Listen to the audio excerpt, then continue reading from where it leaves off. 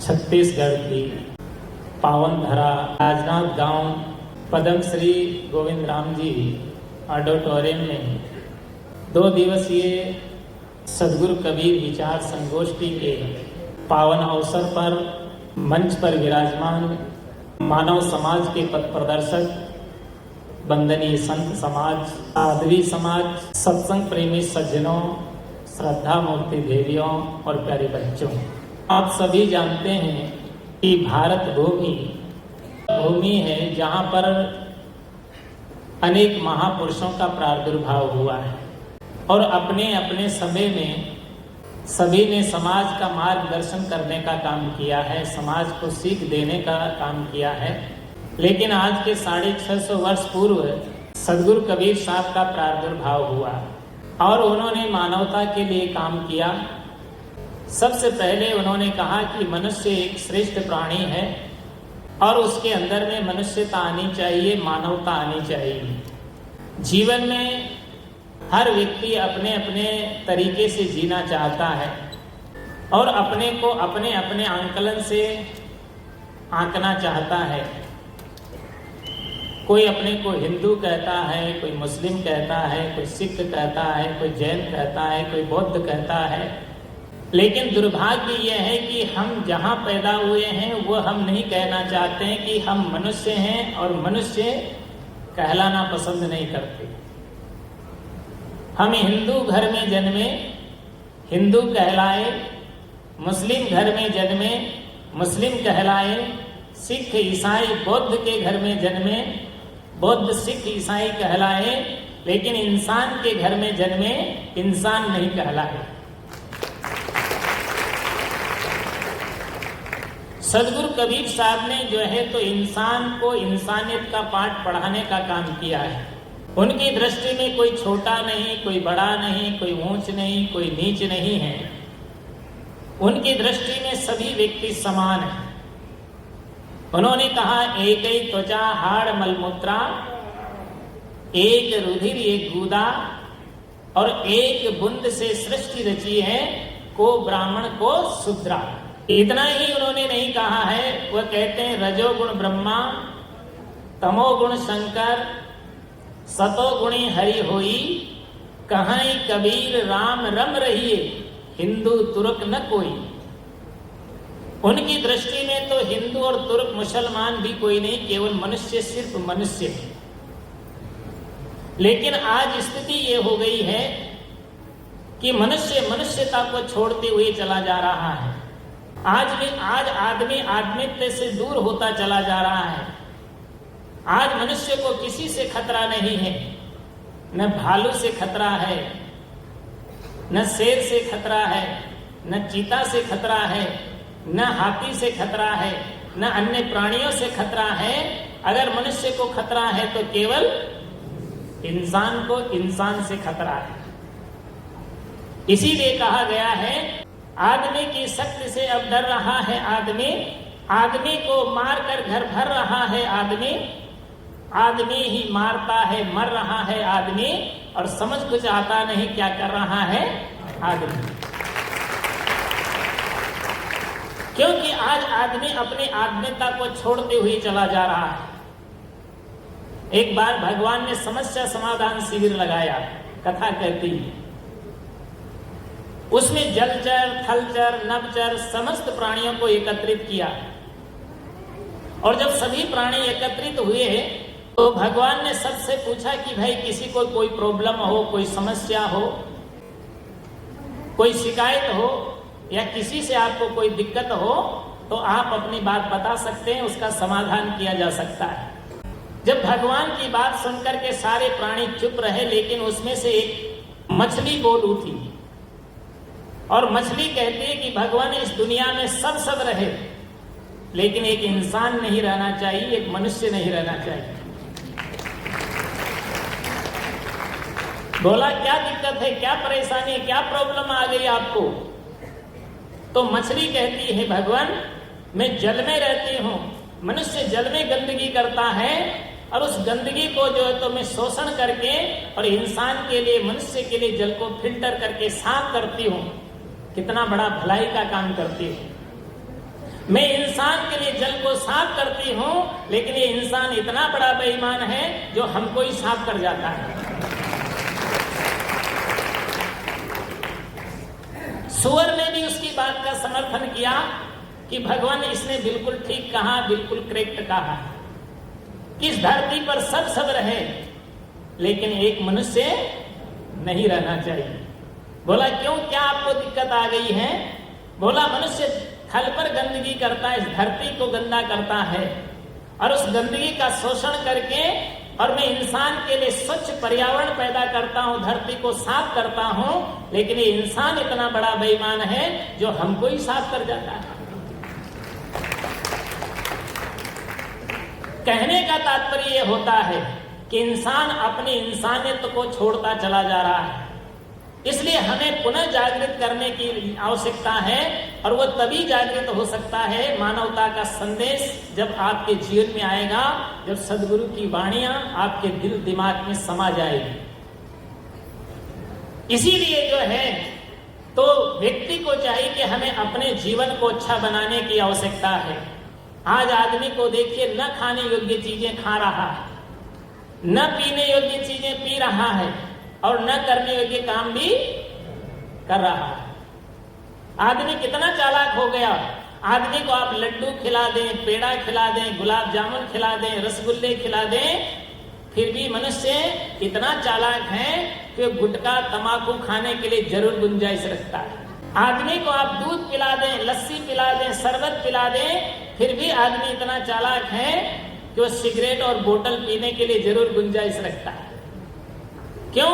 क्योंकि मनुष्य मनुष्यता को छोड़ते चला जा रहा है। इसलिए ऐसी वस्तुओं से हर व्यक्ति को दूर रहने की आवश्यकता है। आज बंधुओं, समाज में 3 चीजें हावी हो रही है। आप गौर से सुनिएगा, ध्यान से सुनिए मेरी बात को। आज समाज में 3 चीजें ज्यादा हावी हो रही हैं। युवाओं में व्यसन, युवतियों में फैशन, और वृद्धों में टेंशन। ये 3 चीजें बढ़ती हुई जा रही है। युवा लोग व्यसन में मुक्त हो जो है तो लुलुप्त होते जा रहे हैं, और जो है युवतियां फैशन में अपने आप की जो है तो स्वतंत्रता के लिए वो अपनी वास्तविकता खोती चली जा रही है, और उनको देख करके वृद्धों में टेंशन बढ़ रहा है। लेकिन आपको टेंशन करने की आवश्यकता नहीं है। आपको अपने जीवन को संवारने की आवश्यकता है, अपने जीवन को सुधारने की आवश्यकता है। अगर आप सुधर जाएंगे तो आपका परिवार भी सुधरेगा, आपका समाज भी बदलेगा, आपका प्रदेश भी बदलेगा, और आपका देश भी अच्छा बन पाएगा। अगर हम देश, समाज और राष्ट्र को अच्छा बनाना चाहते हैं, परिवार को खुशहाल बनाना चाहते हैं, तो उसके लिए अपने जीवन से बदलाव लाने की आवश्यकता है। आप जैसा करते हैं वैसे ही प्राय बच्चे भी आपके सीखते हैं। इसलिए बच्चों को भी आप जो है अच्छी सीख दें, अच्छे संस्कार दें, अच्छे सुझाव दें, ताकि बच्चे आपके पथ पर चल करके आपके बच्चे होनहार बने, आपकी सेवा कर सकें, समाज की सेवा कर सकें, और देश का उत्थान कर सकें। उन बच्चों को भी आप अच्छी सीख, अच्छे संस्कार दें। और अगर आप जो है तो संस्कार नहीं दे पाते हैं, तो आपको पता है, मैंने बड़े बड़े अमीरों को देखा है कि आज भी वो घुटनों में दाढ़ी लगा करके रोते हुए दिखाई देते हैं। संस्कार विहीनता का परिणाम कितना खतरनाक है। धृतराष्ट्र के 100 पुत्र पैदा हुए, लेकिन एक भी बेटे को संस्कार नहीं दे पाए, क्योंकि धृतराष्ट्र तो अंधे थे ही, लेकिन गांधारी ने भी जानबूझ के पट्टियां बांध ली, वो भी अंधी हो गई, और उसी का दुष्परिणाम हुआ कि उसने 100 बच्चे पैदा किए। आजकल तो कहते हैं अगला बच्चा अभी नहीं और 2 के बाद कभी नहीं, और वो 100 बच्चे पैदा कर लिए, कोई बात नहीं है, लेकिन बंधुओं वो एक भी बच्चे को सही संस्कार नहीं दे पाए। उसका दुष्परिणाम क्या हुआ? वो महाभारत हुआ। इसलिए आप अपने बच्चों को, चाहे बच्चा 1 हो या 2 हो या 3 हो, लेकिन बच्चों को आप अच्छे संस्कार दें, और वो आपके विचार से, आपके व्यवहार से ही बच्चे प्राय सीखा करते हैं। कैसे सीखते हैं? एक छोटी सी उदाहरण के तौर पर आप बात समझें कि एक बालक था तो अपनी साइकिल लेकर के जा रहा था, और जब साइकिल लेकर के जा रहा था तो उसकी साइकिल की चेन थोड़ी आवाज कर रही थी, और जब साइकिल की चेन आवाज कर रही थी तो अपने दादाजी के पास में गया और दादाजी से कहा, देखो दादाजी, दादाजी, ये मेरी साइकिल की चेन बहुत आवाज कर रही है, खर खर खर कर रही है, तो ये ठीक हो जाए ऐसा कोई तरीका आप कर दीजिए। दादाजी ने कहा, बेटा इसमें घबराने की क्या आवश्यकता है, चलिए अभी ठीक करते हैं। और दादाजी ने उस बच्चे से कहा कि जाओ, एक आयल की कुप्पी नहीं होती, बोला उस आयल की कुप्पी को उठा करके लाओ।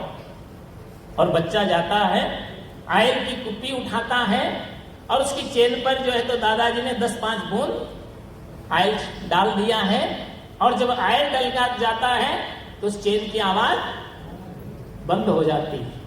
बच्चा बड़ा खुश होता है, दादाजी के पास आकर के प्रणाम करता है कि दादाजी मेरी साइकिल अच्छी हो गई है और उसकी आवाज बंद हो गई है, आपने तो बहुत अच्छा तरीका और काम किया है।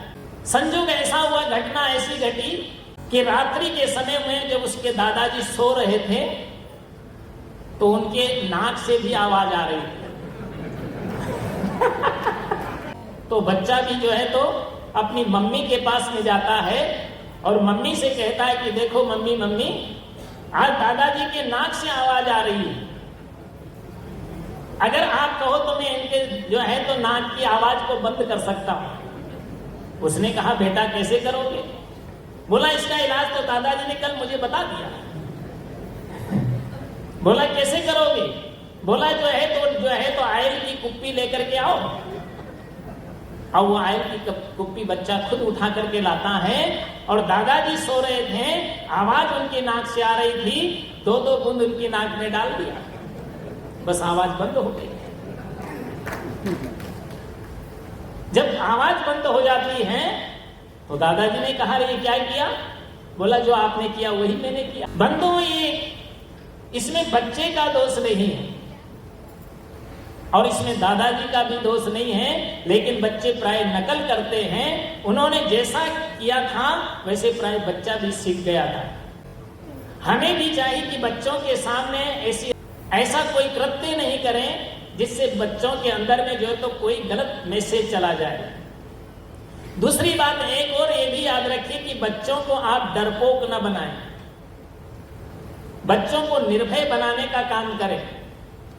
आजकल छोटे छोटे बच्चे होते हैं और उन बच्चों को माताएं जो है तो शुरू से ही डरपोक बनाने की कोशिश करती है। जब बच्चा सो जाता है तो माताएं खुश रहती है, लेकिन जब छोटा बच्चा होता है और वो सोना नहीं चाहता, काम में बाधा डालता है, तो माताएं क्या करती है, उसको झूले में डालती है और थपथपाती है और कहती है सो जा सो जा, नहीं तुमको भवानी खा जाएगी, भूत खा जाएगा।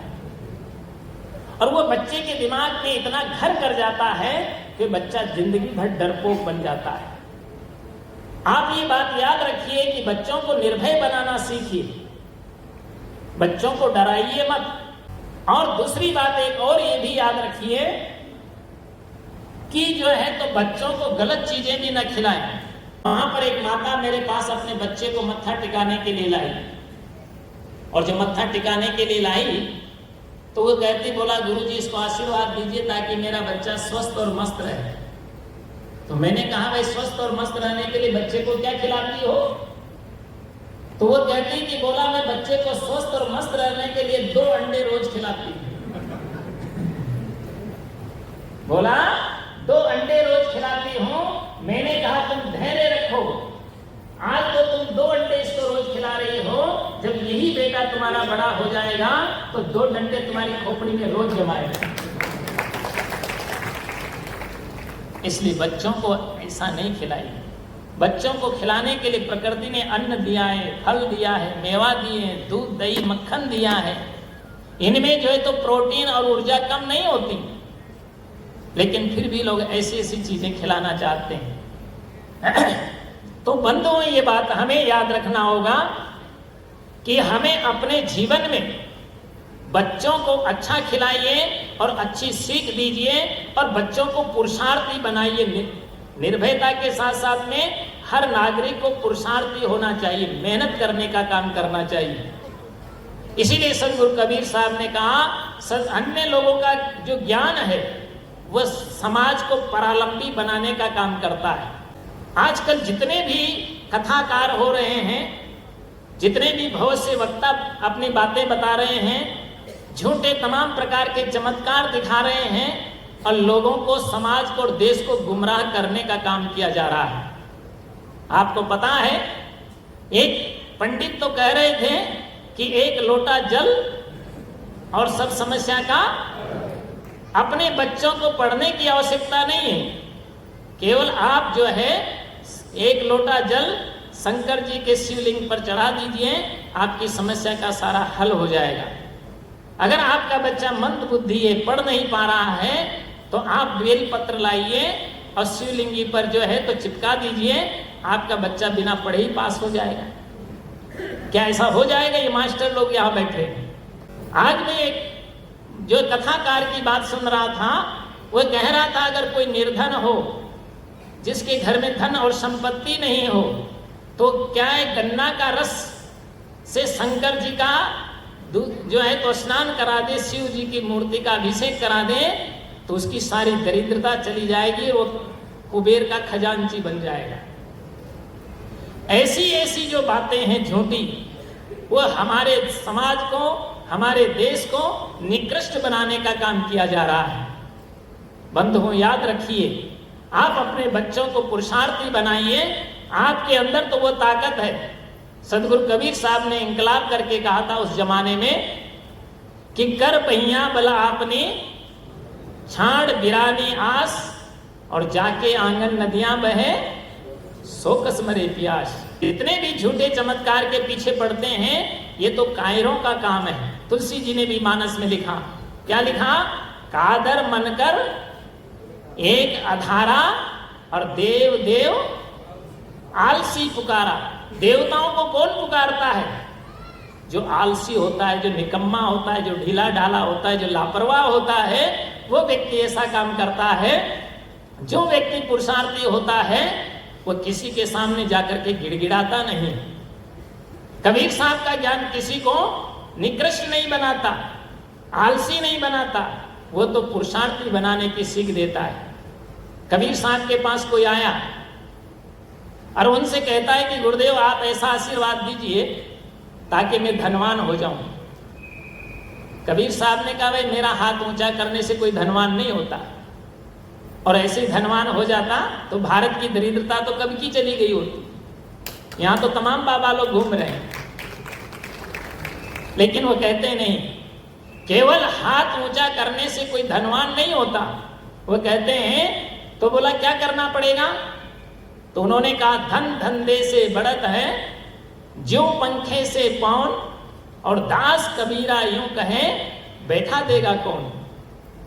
अगर आप धंधा करेंगे, पुरुषार्थ करेंगे, मेहनत करेंगे, तो निश्चित है आपको सफलता मिलेगी, क्योंकि आपके अंदर तो बड़ी ताकत है, बड़ी ऊर्जा है। आप अपनी शक्ति को, अपने आत्मबल को पहचानिए, तो दुनिया में आपके लिए कोई भी कार्य कठिन नहीं है।